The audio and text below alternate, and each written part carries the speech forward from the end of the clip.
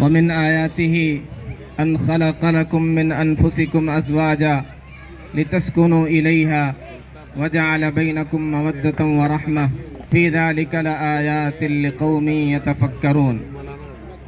آپ حضرات سے گزارش ہے کہ 10 منٹ اس آیت کے حوالے سے کچھ بات کرنی ہے، ذرا سا پرسکون ماحول دے دیں، دل جمعی کے ساتھ بیٹھ جائیں۔ اصل مجلس جو کچھ ہونا ہے یہ اصل اب شروع ہو رہی ہے۔ یہ خوشی کا موقع ہے اور ہمیں خوشی کے موقع پر سیلیبریٹ کیسے کرنا ہے یہ شریعت نے ہمیں بتلا دیا۔ ہمارا سیلیبریشن خوشی کے موقع پر پٹاخوں سے، آتش بازی سے، یہ سیلیبریشن کا طریقہ اسلام ہمیں نہیں بتلاتا ہے۔ ہمارا سیلیبریشن کیسے ہوتا ہے؟ اللہ کو یاد کر کے، مسکینوں کو یاد کر کے، غریبوں کو یاد کر کے، نمازیں پڑھ کے، ضرورت مندوں کی ضرورتیں پوری کر کے۔ تو سب سے پہلی چیز شریعت نے ہمیں غم منانے کا طریقہ بھی بتلایا ہے، خوشی کیسے سیلیبریٹ کی جاتی ہے اس کا طریقہ بھی ہمیں بتلایا گیا ہے۔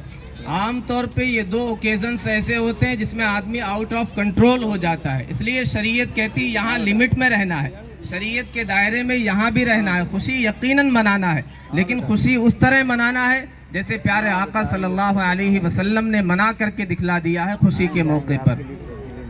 بہرحال میں نے یہ آیت کریمہ سورہ روم کی آیت نمبر 21 اس کی تلاوت کی ہے۔ اس آیت کے ضمن میں 2-3 باتیں آپ کے سامنے رکھوں گا۔ اللہ تعالیٰ نے ارشاد فرمایا وَمِنْ آیَاتِهِ، اس کی نشانیوں میں سے، among his signs، اللہ کی نشانیوں میں سے یہ ہے ان خلق لکم من انفسکم ازواجا، اللہ تعالیٰ نے تمہاری ذات میں سے، تمہاری جنس میں سے تمہارا جوڑا بنایا، تمہارا پیر بنایا۔ یہ اللہ تعالیٰ کی قدرت کی نشانیوں میں سے ہے۔ کہا جاتا الجنس یمیل الی الجنس، اگر ہمارا جوڑا کو کسی اور جنس سے بنا دیا جاتا، کسی اور کائنڈ سے بنا دیا جاتا، کسی اور اسپیشیز سے بنا دیا جاتا تو ظاہر ہے اس میں وہ اٹریکشن نہیں ہوتا، وہ سکون نہیں ہوتا، وہ میلان نہیں ہوتا، وہ کمفورٹ نہیں ہوتا۔ تو اللہ تعالیٰ نے ارشاد فرمایا کہ اللہ کی نشانیوں میں سے ہے کہ اس نے تمہاری ذات میں سے، فرام یور سیلف، تمہاری ذات میں سے بنایا۔ اس میں اس طرف بھی اشارہ کر دیا گیا کہ وہ کوئی الگ مخلوق نہیں ہے، ان کے ساتھ کوئی الگ انداز سے بیہیو نہیں کرنا تمہیں۔ They are not your slave, یہ تمہارے غلام نہیں ہیں، یہ تمہارے جیسے ہیں۔ جیسے تمہاری خواہشات ہیں، جذبات ہیں، تقاضے ہیں، ذمہ داریاں ہیں، سینٹیمنٹس ہیں، رائٹس ہیں، ایسے ان کے بھی جذبات ہیں۔ جیسے تم انسان ہو، تمہاری بیویاں، تمہارے ازواج، they are also human being like you, تمہاری طرح یہ بھی انسان ہے۔ پھر اس میں اشارہ کر دیا گیا، جوڑا کہا گیا۔ اب یہ دیکھیں، اللہ نہ کرے ہم نماز پڑھنے جائیں یا اس موقع پر ہم آئے ہیں، کسی کا ایک جوتا کھو جائے، گم ہو جائے، تو ظاہر ہے ایک جوتا کھو گیا ہے تو آدمی اسے اٹھا کر کے گھر واپس نہیں لے کے جائے گا۔ کیوں؟ اس لیے کہ ٹوٹ گیا ہے، خراب ہو گیا نہیں، بس ایک گم ہو گیا۔ اس گم ہونے کی وجہ سے کیا ہو گیا؟ انکمپلیٹ۔ ایک جوتا آدمی نہیں پہنے گا، اسے لے کر کے نہیں چلے گا، ادھورا ہو گیا، بے ڈھنگا سا لگے گا، بے سلیقہ لگے گا۔ تو ایسے ہی کہا گیا اللہ کی نشانیوں میں سے ہے کہ اس نے تمہاری ذات میں سے تمہارا جوڑا بنایا۔ دنیا اس انداز سے اس جوڑے کو، اس رشتے کو پیش کرتی ہے کہ بالکل مقابل کھڑا کر دیا، ایسا لگتا ہے کہ ایک دوسرے کے انیمیز ہیں۔ شریعت یہ کہتی ہے، قرآن یہ کہتا ہے، یہ آیت یہ بتلاتی ہے کہ یہ جوڑا ہے ایک دوسرے کے۔ They need each other, they complete each other, یہ ایک دوسرے کو مکمل کرتے ہیں، انہیں ایک دوسرے کی ضرورت ہے۔ They are incomplete without each other, ایک دوسرے کے بغیر یہ انکمپلیٹ ہے، ناقص ہیں، ادھورے ہیں، یوزلیس، اس طرح کے ہیں۔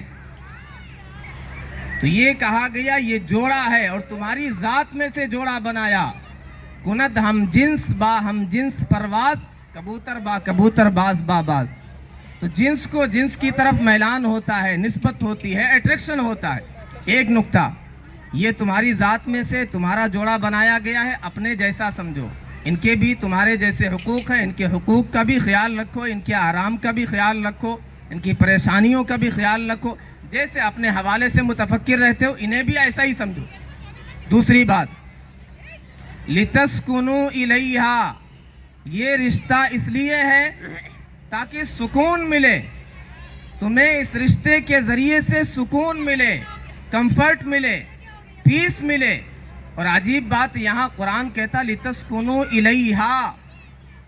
الہ کے معنی ہوتے طرف کے، یعنی کہا گیا لِتَسْكُنُوا مَعَهَا، لِتَسْكُنُوا عِنْدَهَا، اس کے پاس، اس کے ساتھ. یہ نہیں کہا گیا تمہیں سکون اس کے ساتھ ملے، اس کے پاس ملے، یہ نہیں کہا گیا.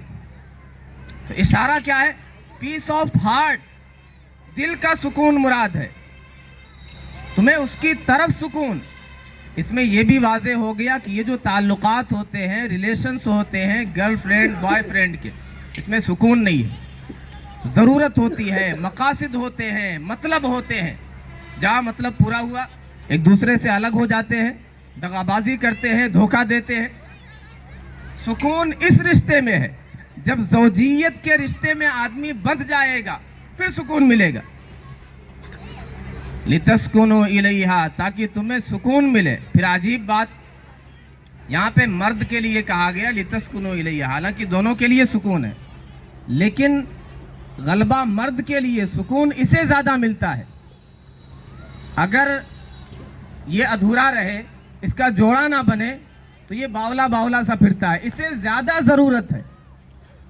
تو میں یہ نہیں کہہ رہا ہوں کہ یہ it is the solution to all problems, لیکن یہ بہرحال پرابلمس کا سلوشن ہے. نکاح، زوجیت کے رشتے میں بندھ جانا، it's a solution to the problem.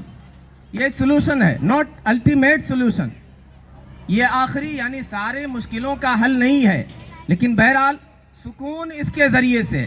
اور جسے رب نے کہہ دیا اس رشتے میں سکون ہے، ہم تصور کریں کوئی آدمی کوئی مشین بناتا ہے، اس کے بارے میں ساری چیزیں جانتا ہے کہ یہ کیسے چلے گی، اگر کچھ خرابی آئی کیسے اسے ٹھیک کیا جائے گا. تو رب نے انسان کی مشین بنائی ہے، انسان کو تخلیق کیا ہے اور فرمایا تمہارا سکون اس رشتے کے ذریعے سے ہے. اس رشتے کے بغیر تم انکمپلیٹ ہو، تمہیں سکون نہیں مل سکتا ہے، کمفرٹ نہیں مل سکتا ہے، پیس نہیں مل سکتی. پھر آگے اگلی بات، وَجَعَلَ بَيْنَكُمْ مَوَدَّةً وَرَحْمَةً. ایک اور بات چھوٹی سی، پھر آگے کی بات. یہاں قرآن کہہ رہا سکون، تو ہمیں یہ سمجھنا چاہیے کہ یہ رشتہ سکون کا ہے اور زوجین ایک دوسرے کے لیے سکون کا ذریعہ بنے. اس دنیاوی گھر کو ایسا بنائے کہ پرسکون گھر ہو جائے، ہماری زندگی خوشگوار ازدواجی زندگی ہو جائے، ہمارا گھر جنت کا نمونہ بن جائے. جب دونوں ایک دوسرے کے لیے سوچیں گے کہ میں سکون ہوں اپنی زوجہ کے لیے، میری زوجہ سکون ہے میرے لیے، مجھے اس طرح زندگی گزارنا ہے، تو یقیناً گھر جنت کا نمونہ بن جائے گا. تو ہمیں اس اعتبار سے بھی سوچنا چاہیے کہ ہمارے گھر میں جو لڑکی آ رہی وہ صرف ایک بہو نہیں ہے، وہ ہمارے گھر کا سکون ہے، سکون بن کے آ رہی. شوہر یہ سمجھے کہ میں ایک بیوی لے کر کے نہیں آ رہا ہوں، میرا سکون آ رہی ہے. اور اس نے کتنی قربانیاں دی ہے، والدین نے سکون کو کتنے ناز سے کتنی قربانیوں سے پالا ہے، وہ سکون ہمارے حوالے کر رہے ہیں. تو ہمیں بھی دل بڑا کرنا چاہیے کہ اسے بھی سکون ملے، اسے بھی ایسا ماحول ملے، کوئی تکلیف نہ ہو، پتہ نہ چلے دوسرا گھر ہے یا غیر کا گھر ہے. وَلِتَسْكُنُوا إِلَيْهَا وَجَعَلَ بَيْنَكُمْ مَوَدَّةً وَرَحْمَةً. اللہ تعالیٰ نے تمہارے درمیان مودت ڈال دی ہے اور رحمت ڈال دی ہے. محبت ہے اس رشتے میں اور رحمت ہے، ہمدردی ہے، خیرخواہی ہے، غمگساری ہے. بعض علماء نے کہا اس کا تعلق، مودت کا تعلق زوجہ سے ہے اور رحمت کا تعلق زوج سے ہے. وہ کیسے؟ یہاں محبت کا غلبہ ہوتا ہے، خاص طور پہ ہم جہاں رہتے ہیں، جس معاشرے میں رہتے ہیں، ہندوستان میں کہا جاتا ہے الگ الگ تہذیبیں ہوتی ہیں. یہاں کی تہذیب یہ، یہاں کی عورتیں عاشقات للازواج کہا جاتا ہے، یہ شوہروں پر فدا ہونے والی، قربانی دینے والی. اسی لیے یہاں جو رسمیں چلتی تھی، بہت سی جو غلط رسمیں، وہ ایک اسی کا نتیجہ تھا. ستی کی جو رسم چلتی تھی جو انتہائی غلط تھی، اسلام سے لوگوں نے سیکھا، درس ملا، اس رسم کا خاتمہ ہوا. اسی طرح جو اشعار وغیرہ میں پیا وغیرہ کے جو الفاظ جا بجا آتے، وہ اسی کا نتیجہ ہے کہ یہاں کا مزاج یہ ہے ہندوستان کا کہ عورتیں اپنا سب کچھ نچھاور کرتی ہیں شوہر کے لیے، قربان کرتی ہیں، قربانیاں دیتی ہیں۔ تو محبت اس کو کہتے ہیں۔ بعض دفعہ محبت آدمی یہ سمجھتا ہے جیسے کسی بچے سے اچھا ہے، خوبصورت ہے، آدمی کو محبت ہوتی، اب اس کا چیخ پکڑ کے، گال پکڑ کے آدمی دباتا ہے، پریشان کرتا ہے، وہ چیختا چلاتا، لیکن آدمی کو اس کی پرواہ نہیں ہوتی کہ اسے تکلیف ہو رہی۔ تو یہ محبت نہیں ہوتی۔ محبت میں یہ ہوتا ہے کہ اس کی تکلیف کا بھی خیال رکھا جائے۔ تو یہ ساری چیزیں عورتوں میں اس کا غلبہ ہوتا ہے۔ پھر رحمت کا تعلق، خیر خواہی کا تعلق، ہمدردی کا تعلق، اس کا غلبہ شوہر میں ہوتا ہے۔ وہ ساری محنتیں، ساری سیکریفائس، ساری قربانیاں، ساری اسٹرگل، ساری جد و جہد، باہر کی جو محنتیں وہ کس کے لیے؟ اولاد کے لیے ہے، بیوی کے لیے ہے۔ تو یہ خیر خواہی کا جذبہ اس میں ہوتا ہے۔ بعض مفسرین نے کہا اس میں مراد جو محبت کا تعلق ہے، یہ جوانی میں اس کا غلبہ ہوتا ہے، محبت غالب ہوتی ہے۔ جب بڑھاپے میں اتنی ضرورت نہیں ہوتی ایک دوسرے کی، وہاں رحمت، ہمدردی، غم گساری کا جذبہ یہ زیادہ کار فرما ہوتا ہے۔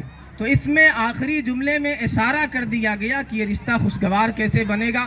محبت کے ساتھ، ہمدردی کے ساتھ، رحمت کے ساتھ یہ رشتہ اس طریقے سے خوشگوار بنے گا، زندگی جنت کا نمونہ بنے گی جب محبت کے ساتھ اس رشتے کو نبھائیں گے۔ اور دوسری نصیحت اسی خطبے میں ابھی آئے گی، اور جا بجا ہم سنتے ہیں تقوی کی نصیحت قرآن کرتا ہے اس موقع پر۔ پیارے آقا صلی اللہ علیہ وسلم نے کوئی حدیث نہیں پڑھی اس موقع پر، تینوں آیتیں جو پڑھی جاتی اس میں تقوی کا تذکرہ ہے۔ بی کانشیس آف اللہ، اللہ سے ڈرنے والے بن جاؤ، گاڈ فیئرنگ بن جاؤ، اللہ کا ڈر اپنے دلوں میں پیدا کر لو۔ تو یہ شریعت ایک الارم لگاتی ہے کہ جب تقوی کا جذبہ تمہارے اندر پیدا ہو جائے گا تو کوئی آدمی غلط قدم نہیں اٹھا سکتا۔ کیوں؟ یہ رشتہ تو انتہائی قربت کا ہے، وہاں کوئی نگراں نہیں، کوئی محافظ نہیں، کوئی دیکھ ریکھ کرنے والا نہیں، کون زیادتی کر رہا، کون حقوق ادا کر رہا۔ تو یہ احساس پیدا کر دیا، دیکھو کوئی دیکھے نہ دیکھے، تمہارا رب ہر حال میں تمہیں دیکھ رہا، تم زیادتی کر رہے ہو یا حقوق ادا کر رہے ہو، تمہارا رب دیکھ رہا۔ تو یہ احساس زندہ ہوگا تقوی کا تو آدمی غلط قدم نہیں اٹھا سکتا، کسی کا حق نہیں مار سکتا۔ تو اس دیواجی زندگی خوشگوار کیسے ہوتی ہے؟ تقوی کے ذریعے سے، اور محبت کے ساتھ، رحمت کے ساتھ۔ اور آخری بات اور بات مکمل، آگے اسی آیت میں کہا گیا ان فی ذلک لآیات لقوم یتفکرون۔ پہلے کہا گیا ایک نشانی یہ ہے، پھر آخر میں کہا جا رہا بہت سی نشانیاں ہیں۔ اللہ تعالیٰ نے سیدنا آدم اور حوا سے کیسے ذریت کو پھیلا دیا، مٹی سے انسان کی تخلیق فرمائی، کیا کیا اسے عطا کر دیا، کیسے ہنر دے دیے، کیسے فن دے دیے، کیا کیا صلاحیتیں دے دی، عقل ہے، کیا کچھ دے دیا۔ تو آدمی غور کرتا چلا جائے، پھر اس رشتے کے ذریعے سے کیسے معاشرہ بڑھتا ہے، پھیلتا ہے، قبیلے اور تہذیبیں، ساری چیزیں اسی رشتے سے متعلق ہیں۔ بہت سی نشانیاں ہیں غور کرنے کے لیے۔ آخری بات اور بات مکمل، سیدنا آدم علیہ السلام اور حضرت حوا اصل میں کیا ہیں؟ جنت کے باشندے ہیں۔ We are actual habitant of paradise, ہم اصل میں جنت کے باشندے ہیں، اصل ہمارا ٹھکانہ جنت ہے۔ ہمیں عارضی طور پر دنیا میں بھیجا گیا کہ دنیا میں جاؤ، اللہ کے فرمان کے مطابق زندگی گزارو اور اپنے گھر کو جنت کا نمونہ بناؤ۔